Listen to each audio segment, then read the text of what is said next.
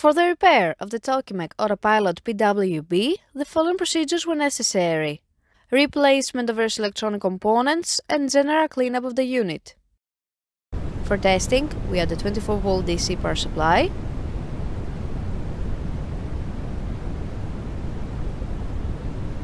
by turning on the power supply, the unit reacts and the LED indicators light up.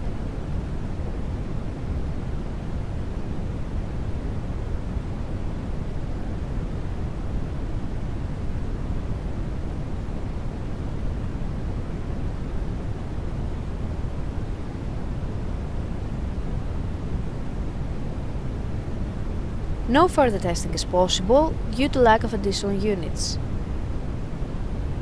It is now clear that the unit is working successfully and is ready to be delivered to the customer.